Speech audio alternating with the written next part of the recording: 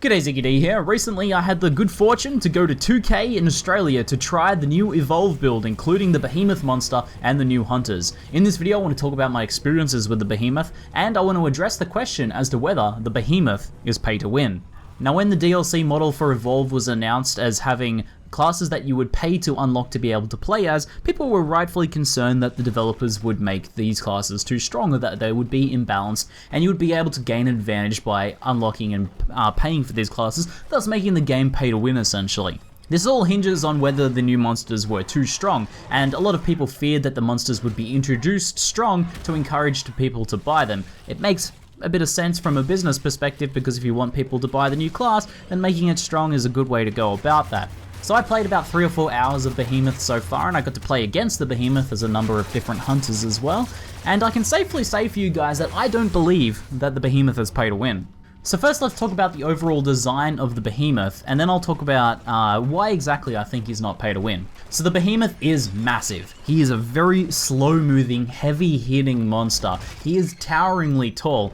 A core component of the design of the Behemoth is that because he is so massive, he is quite lumbering and slow and takes time to build up momentum. Now the Behemoth cannot jump. He doesn't really have a burst escape mechanic like the Wraith can dart away very quickly, the Goliath can jump away, can jump and climb to escape, and the Kraken can fly away to escape out of danger. The Behemoth doesn't have any of that. The way the Behemoth deals with mobility is he actually tucks into a ball and starts rolling. This starts off very slow and builds up momentum the longer you roll. The secondary component of the Behemoth's design is that because he's quite slow and takes up time to build up momentum, most of his abilities are zoning. 3 out of his 4 abilities are essentially designed to zone the hunters. Firstly, he has a lava glob that he spits out, and then it bounces around and creates some ignited areas of ground. This allows you to lock down and create a high damage point in a certain area to discourage hunters from moving through that area. The next ability is a ground slam that travels forwards from the Behemoth, knocking up the hunters. So this allows you to buy yourself some time by essentially stunning the hunters, knocking them up, and allowing you to get away in sort of a large AoE in front of you.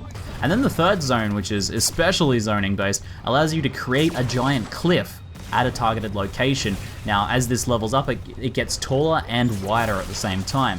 So this allows you to essentially stop the hunters from pursuing you, to separate the hunters, or to lock down a certain area for a bit of time to allow you to build up that momentum you need to get away, or to reposition and make the fight favorable for yourself. Now here's the thing, the Behemoth is a very, very different playstyle to any of the other monsters, and he's not straight up better in any one way. Sure, he hits a little bit harder with his melee attacks, but because he's so slow, it's harder to actually engage with those melee attacks. It seems to balance out quite nicely. But here's the real key as to why I don't think the Behemoth is pay to win. The core design of the Behemoth is that he's actually a very difficult monster to play well. He has a very high skill cap, and very good players are probably going to be able to do extremely well with the Behemoth, but he's not straight up better. So I don't think that Turtle Rock or 2K Games is trying to encourage people to buy the Behemoth by providing something that's straight up stronger. What they're trying to do with this monster in order to make him sell is make something that's a completely new experience, a completely new way of playing the game, and it is wildly different to playing as any other monster. It's a completely different experience. So let's talk a little bit more. Let's break this down some more as to why I think the Behemoth isn't pay to win. The Behemoth requires very, very good game knowledge to be able to play competitively, or to be able to play very well. All of the other monsters can essentially rely on reflexes, and they are much more forgiving of errors. As I said, if you make an error as the Wraith, you can dart away. If you make an error as the Kraken, you can fly away, buying yourself a lot of ground. If you make an error as the Goliath, you can even leap and climb away and get away very quickly. The Behemoth, on the other hand, if you get caught in a bad situation, if you don't know the map well and you get caught in a corner, or if you're in a location that's not very good for rolling and building up speed, then you have very few ways of getting away. You can't leap, you can't jump, you have to start rolling, and you need to pick a direction and then slowly build up momentum. And if the hunters are good and they lock you down with movement restricting abilities, then you're in trouble. And if you get caught in a bad spot against Hank's orbital bombardment, you are screwed. You take the full damage of that thing, and that happened many times in some of the matches that I play at the LAN event in 2K offices.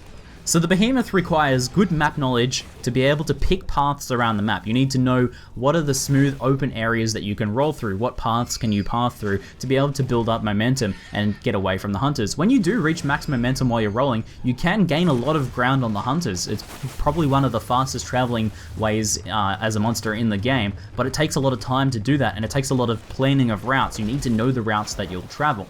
And of course, if you're predictable in the routes you'll take, the hunters will eventually be able to guess which routes you'll be taking based on knowing which ways are good rolling paths.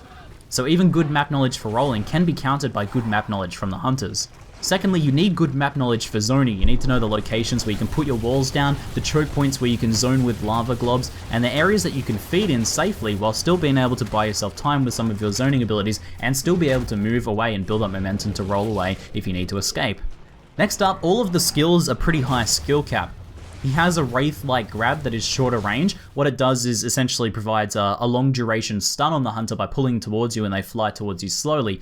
And you can then use a number of different things. You can use any of your zoning abilities to trap that hunter with you. You can alternatively enter your roll state and exit the roll state straight away to go into a melee attack to knock that hunter away. Or you can just use that to buy yourself time by targeting high value or dangerous hunters and essentially using that tongue grab to slow them down to stop them from being able to do things.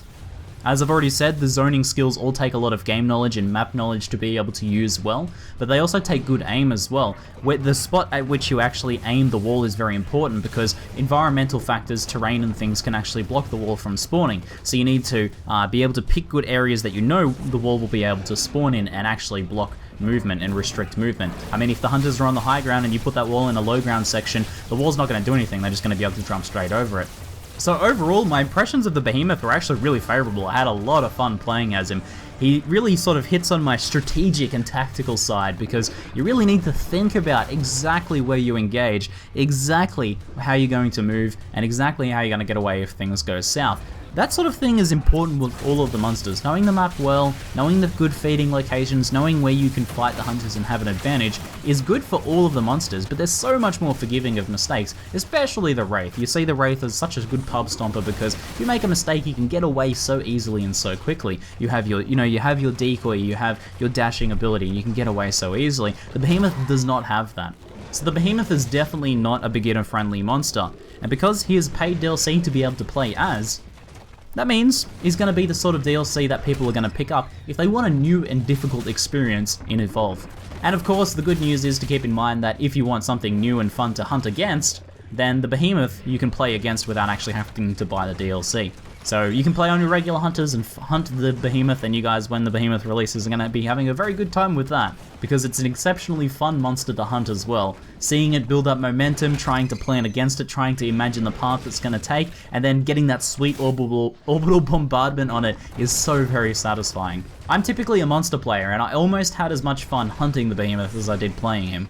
So guys, if you have any questions about the Behemoth, feel free to ask, but I think it's pretty clear cut that the Behemoth is not going to be pay to win. It seems like Turtle Rock have done an excellent job of balancing him and creating a monster that people are going to be buying because it's interesting and extremely different to play. And I think it's going to be adding a lot to the game as well. It's going to add another really interesting dimension to the game. Alrighty guys, hopefully you enjoyed my review of my play with the Behemoth. That's it for now. I'm ZiggyD, and thanks for watching.